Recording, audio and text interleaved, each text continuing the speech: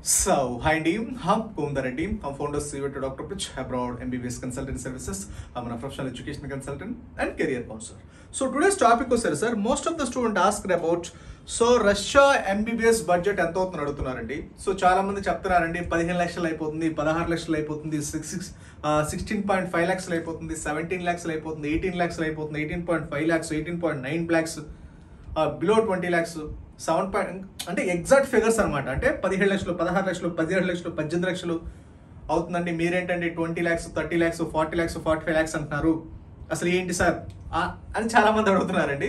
So అసలు ఏంటి, అసలు ఎంబీబీఎస్ రష్యా ఫీ స్ట్రక్చర్ అసలు ఏ విధంగా క్యాల్కులేట్ చేయాలి? నాట్ ఓన్లీ ద రష్యా అండి, మీరు ఏ కంట్రీ అయినా, అది వియత్నామా, జార్జియానా, కిర్గిస్తానా, కజకిస్తానా, లేకపోతే యూరోపా, యుఎస్ అయినా, వాట్ ఎవర్ ద కంట్రీ, మీరు ఏదైనా ఒక కంట్రీ వెళ్ళే ముందు అసలు బడ్జెట్ ఏ విధంగా క్యాల్కులేట్ చేయాలి? నేను ఫర్ ఎగ్జాంపుల్ రష్యా తీసుకుంటే రష్యా చెప్తాను. ఎందుకంటే రష్యాలో ఏంటంటే చాలా మంది చెప్పిందంటే పిన్ పాయింటెడ్గా 17.5 lakhs అయిపోతుంది, 16 lakhs అయిపోతుంది, లేదంటే 19.5 lakhs, బిలో 15 lakhs, 16, అంటే ఎగ్జాక్ట్ ఫిగర్స్ చెప్తున్నారు. అంటే ఎగ్జాక్ట్ ఫిగర్స్ కరెక్ట్గా అవుతాయి అవ్వవా?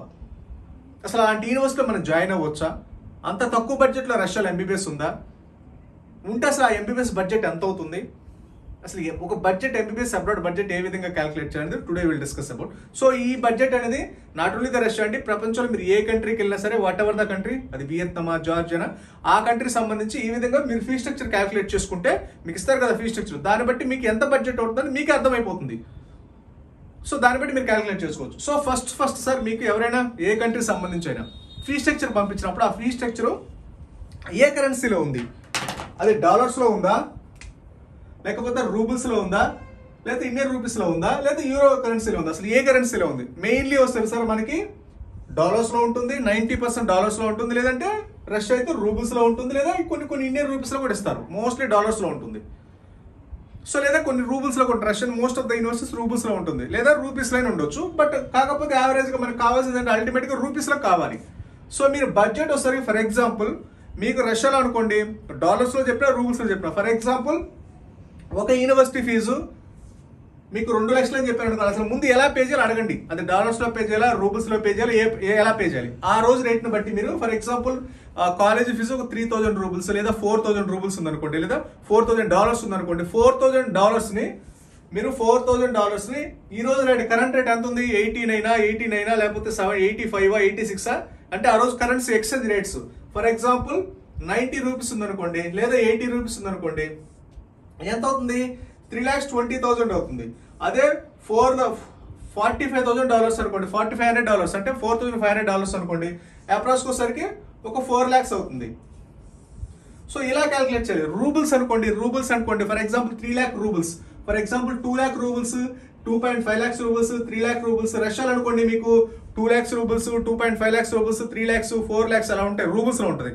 రూబుల్స్ ఉందనుకోండి, మనం రూపీస్లో పే చేయాలి కాబట్టి రూపీ టు రూబుల్ ఎంత ఉంది, ఆల్మోస్ట్ ఆల్ ఈక్వల్ కాబట్టి ఎంత ఉందో చెక్ చేసుకోండి. 1.1:1 ఉందా, 1:1.2 ఉందా, క్యాల్కులేట్ చేసుకొని ఆ విధంగా మీరు బడ్జెట్ క్యాల్కులేట్ చేసుకోవాలి.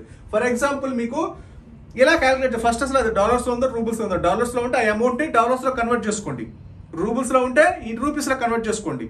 రూపీస్ ఆల్మోస్ట్ ఈక్వల్ కాబట్టి మీకు రూబుల్స్ అనుకోండి ఫర్ ఎగ్జాంపుల్ 2 lakh రూబుల్స్, లేదా డాలర్స్ అనుకోండి $4,000, $5,000, $3,500 అనుకోండి ఇంటూ ఈరోజు రేటు, అలా క్యాల్కులేట్ చేసుకోవాలి. సో అలా క్యాల్కులేట్ చేసుకుంటే మీకు ఆల్మోస్ట్ కరెంట్ రేట్ వచ్చేస్తుంది. కరెంట్ రేట్కి మనం ఇప్పుడు ఫర్ ఎగ్జాంపుల్ ఇప్పుడు ఇచ్చారనుకో, మనం జూన్ జూలైలో ఆగస్టులో వెళ్ళామనుకోండి ఎంబీబీఎస్కి అబ్రాడ్కి, ఆ రోజు ఎక్స్చేంజ్ రేట్ బట్టి డిఫర్ అవుతుంటుంది. ఎందుకంటే మీరు రష్యా అవ్వచ్చు, లేకపోతే యూరోప్ అవ్వచ్చు, లేకపోతే ఏ డాలర్ పేమెంట్ ఇంటర్నేషనల్ కరెన్సీ అయినప్పుడు అది ఫ్లక్చువేట్ అవుతుంటుంది, ఆన్లైన్ రేట్ ఫ్లక్చువేట్ అవుతుంటుంది. కాబట్టి ఏ రోజు రేట్ ఉందో ఆ రోజు పే చేసుకోవచ్చు. సో ఇలా మీరు ఒక ఫీ స్ట్రక్చర్, మీకు ఇచ్చిన ఫీ స్ట్రక్చర్ క్యాల్కులేట్ చేసుకోండి. దాంట్లో ఏమేమి ఉంటాయి ఫీ స్ట్రక్చర్లో ఎక్స్క్లూజివ్గా మనము అసలు ఒక ఫీ స్ట్రక్చర్ చూసుకున్నప్పుడు అసలు బడ్జెట్ ఏ విధంగా క్యాల్కులేట్ చేయాలి అంటే, సో ఫస్ట్ మీరు ఏం చేస్తారంటే ట్యూషన్ ఫీజు ఎంత ఉందో చెక్ చేయండి. ట్యూషన్ ఫీజ్ పర్ ఇయర్ చాలా మంది మిమ్మల్ని మతలబ్ చేయడానికి ఏంటంటే సెమ్ వైజ్కి ఇస్తారు. సెమ్కి ₹1,00,000 కట్టండి, సెమ్కి 2 lakhs, సెమ్కి 3 lakhs అంటారు. సెమ్ అంటే 6 నెలలకు మాత్రమే, దాన్ని సెమిస్ అంటే ఇయర్ వైజ్, మన యాక్చువల్గా ఇయర్ వైజ్ క్యాల్కులేట్ చేసుకోవాలి. ఒక సంవత్సరానికి ఫీజు ఎంత అడగండి. సెమ్కి 3 lakhs అయితే ఇయర్కి 6 lakhs అవుతుంది. అలా 6 lakhs. అలా హాస్టల్ ఫీ ఉంటుంది. హాస్టల్ ఫీ అంటే ఓన్లీ అబ్రాడ్ అంటే హాస్టల్ ఫీ అంటే ఓన్లీ అకామిడేషన్ అండి, ఓన్లీ అకామిడేషన్ మాత్రం ఉంటుంది హాస్టల్ ఫీ అంటే. మళ్ళీ ఫుడ్ ఎక్స్పెన్సెస్ సపరేట్, మెస్ అంటే సపరేట్. అదొకటి గుర్తుపెట్టుకోండి. మీకు పర్టికులర్స్ వచ్చేసరికి ఫీ స్ట్రక్చర్లో ట్యూషన్ ఫీజు ఉంటుంది. సెమ్ వైజ్ కాకుండా ఇయర్ వైజ్ క్యాలిక్యులేట్ చేసుకోండి.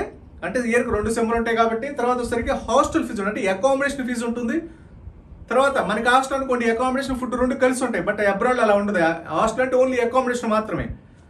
తర్వాత ఫుడ్ ఎక్స్పెన్సెస్ మీకు పర్ మంత్ ఫుడ్ ఎక్స్పెన్స్ ఎంత అవుతాయి. ఆ ఫుడ్ ఎక్స్పెన్సెస్ సపరేట్గా ఉండాలి, హాస్టల్ ఎక్స్పెన్స్ సపరేట్గా ఉండాలి.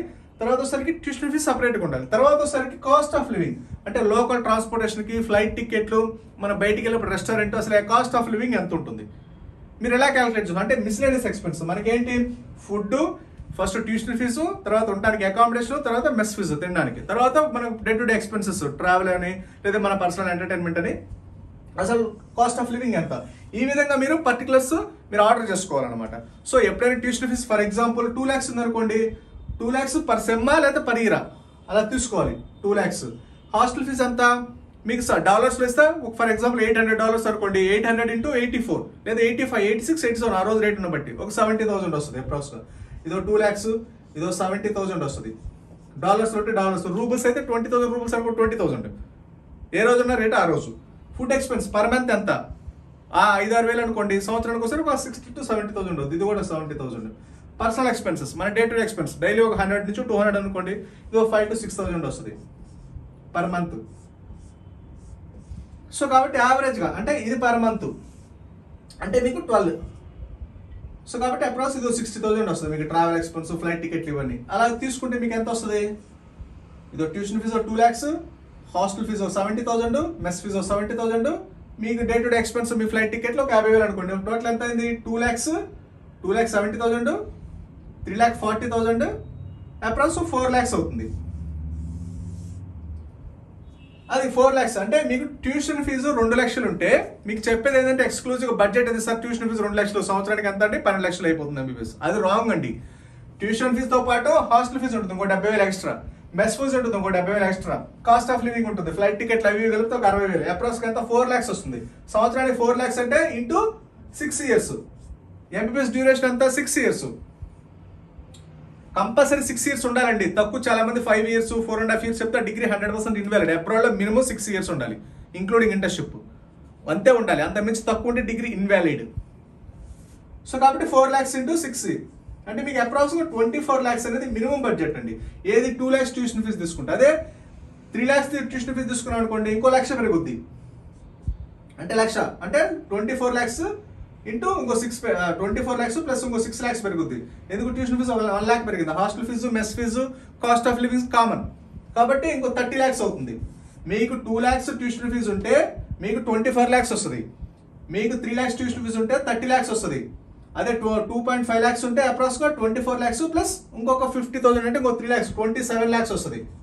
ఇది 27 lakhs, ఇది 24 lakhs, ఇది 30 lakhs, 4 lakhs ఉంటే ట్యూషన్ ఫీజు ఆల్మోస్ట్ అయ్యేసరికి ఇంకో 6 lakhs పెరుగుద్ది. ఇదో 35 lakhs దాకా వస్తుంది.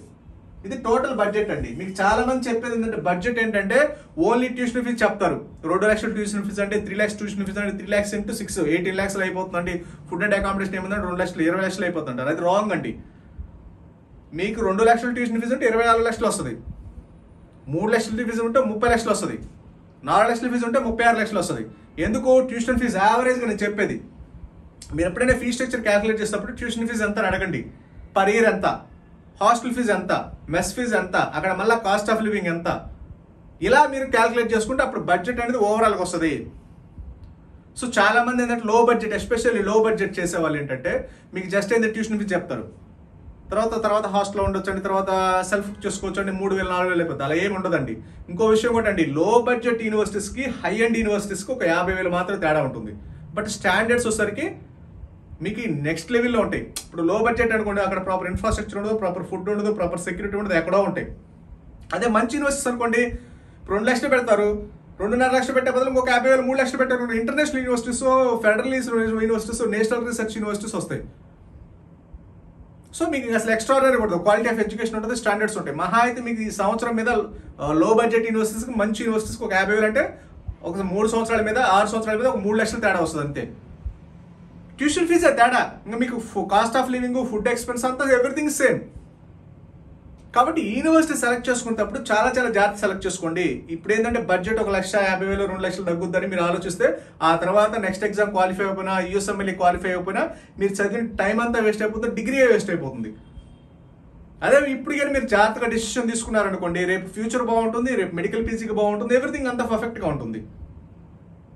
ఇప్పుడు మీరు ప్రాపర్గా అందుకని ఎప్పుడు కూడా సార్ మీరు యూనివర్సిటీ సెలెక్ట్ చేసుకునేటప్పుడు బడ్జెట్ ఫస్ట్ క్రైటీరియా ఇవ్వద్దు. సో ఇలా క్యాలిక్యులేట్ చేసుకోండి. మీరు అన్ని యూనివర్సిటీస్ అన్ని ఫీ స్ట్రక్చర్స్ కలెక్ట్ చేసుకోండి. జస్ట్ మీకు మంచి యూనివర్సిటీస్కి అంటే క్వాలిటీ లేని యూనివర్సిటీకి హై క్వాలిటీ యూనివర్సిటీకి 50,000 నుంచి ₹1,00,000 అంటే మీకు యావరేజ్గా 3 లక్షల నుంచి 5 లక్షలు తేడా వస్తుంది టాప్ అండ్ యూనివర్సిటీస్కి బిలో యావరేజ్ యూనివర్సిటీకి. ఎందుకంటే రేపు నెక్స్ట్ ఎగ్జామ్ అనేది యూఎస్ఎంఎల్ అనేది highly subject oriented examination, practical oriented examination. ఆ సబ్జెక్ట్స్ మీరు క్రాక్ చేయాలన్నా, ఆ యొక్క నెక్స్ట్ ఎగ్జామ్ క్రాక్ చేయాలన్నా, యూఎస్ఎంఎల్ క్రాక్ చేయాలన్నా, లేదా Australia medical council exam crack చేయాలన్నా మీకు మంచి సబ్జెక్ట్ ఉండాలి, మంచి కమాండ్ ఉండాలి సబ్జెక్ట్ మీద, మంచి ఎలక్ట్రికల్ థింకింగ్ ఉండాలి. సో ఇవన్నీ లేకుండా highly impossible to crack the next exam అవ్వచ్చు యూఎస్ఎంఎల్. సో కాబట్టి మీరు ఇప్పుడు తీసుకునే యూనివర్సిటీ డెసిషన్ బట్టి, మీరు తీసుకునే స్టాండర్డ్స్ని బట్టి మాత్రం రేపు ఫ్యూచర్ అనేది ఆధారపడి ఉంటుంది. ఇప్పుడు ఏదో ఫ్రెండ్స్ వెళ్ళారు, రిలేటివ్స్ వెళ్ళారు, అక్కడ తక్కువ బడ్జెట్ అంట, ఫ్రీ ఎడ్యుకేషన్ అంట, లేకపోతే ఇంకొకరు. ఎందుకంటే ఇప్పుడు రైట్ నా ఉన్న rules regulations most of the universities అనేది ఎన్ఎంసీ రూల్స్ ఫాలో అవ్వట్లేదు. ఫాలో అవుతుంది మీకు ఏమని చెప్తారు, అట్నుంచి యూఎస్ఎల్ అంటే అట్నుంచి కెనడా అని అంటారు. అది రాంగ్ అండి 100%. మీరు ఎప్పుడైనా సరే 2 ఆప్షన్స్ ఖచ్చితంగా ఉండాలి. ఖచ్చితంగా ఇండియాలో ఆ డిగ్రీ వ్యాలిడ్ అవ్వాలి, ఆటోమేటిక్గా అబ్రాడ్ కూడా వ్యాలిడ్ అవ్వాలి, లేదా ఆ కంట్రీలో కూడా ఆ డిగ్రీ వ్యాలిడ్ అవ్వాలి. మీరు ఆ కంట్రీలో డిగ్రీ వ్యాలిడ్ అవ్వకుండా, ఇండియాలో డిగ్రీ వ్యాలిడ్ అవ్వకుండా అట్నుంచి యూఎస్ఏ కెనడా వెళ్తే అసలు అక్కడ 100% డిగ్రీస్ ఇన్వాలిడ్ అవుతాయి. ఫిలిపీన్సే తీసుకోండి, ఫిలిపీన్స్ డిగ్రీ నాట్ వ్యాలిడ్. ఎందుకు నాట్ వ్యాలిడ్ అంటే రూల్స్ రెగ్యులేషన్స్ లేదు. ఇంతకుముందు ఫిలిపీన్స్ మీకు బాగా ప్రమోట్ చేశారు కదా, ఎందుకు ఫిలిపీన్స్ డిగ్రీ నాట్ వ్యాలిడ్ అంటే రూల్స్ రెగ్యులేషన్స్ లేవు, అసలు ఫాలో అవ్వట్లేదు. సో కాబట్టి ఇప్పుడు ఎవరు ఫిలిపీన్స్ చేయట్లేదు, ఎందుకంటే ఇంతకుముందు చేశారు. రూల్స్ రెగ్యులేషన్స్ చాలా మంది తెలియదు కాబట్టి. ఆ వన్స్ రూల్స్ రెగ్యులేషన్స్ వచ్చిన తర్వాత అసలు ఆ డిగ్రీ కంట్రీ డిగ్రీ ఇన్వాలిడ్ అయింది. కాబట్టి మీరు యూనివర్సిటీ సెలెక్ట్ చేసుకున్నప్పుడు, కంట్రీ సెలెక్ట్ చేసుకున్నప్పుడు చాలా చాలా జాగ్రత్తగా సెలెక్ట్ చేసుకోవాలి. సో బడ్జెట్ అనో లేకపోతే ఇంకోటి ఇండియన్ ఫుడ్ అనో ఇండియన్ మెస్ అని అది కాదు మీరు చూసుకోవాల్సింది. రూల్స్ రెగ్యులేషన్స్ 100% ఫాలో అవుతుందా, అక్కడ స్టాండర్డ్స్ ఏంటి, రెగ్యులేషన్స్ ఏంటి, తర్వాత రేపు నెక్స్ట్ ఎగ్జామ్కి యూజ్ అవుతుందా లేదా, రేపు మెడికల్ పీజీకి యూజ్ అవుతుందా లేదా. సో మీకు ఇండియన్ ఫుడ్ సెక్యూరిటీ అనేది 100% మంచి నోట్స్ 200% ఆటోమేటిక్గా బై డిఫాల్ట్ ఉంటాయి. సో కాబట్టి మీరు తీసుకునే డెసిషన్ ముందు 1-2 సార్లు ఆలోచించండి. మీకు ఏదైనా డౌట్స్ ఉన్నా, క్వరీస్ ఉన్నా, you just contact and below WhatsApp numbers. Okay. So రష్యాలో సరికి top and university admissions right నా అవైలబుల్. ఎవరైనా సీట్ రిజర్వ్ చేసుకోండి, చేసి పెట్టుకోండి. మీకు ఏదైనా డౌట్స్ ఉన్నా, క్వరీస్ ఉన్నా, you just contact and below WhatsApp numbers. Okay. Thank you very much.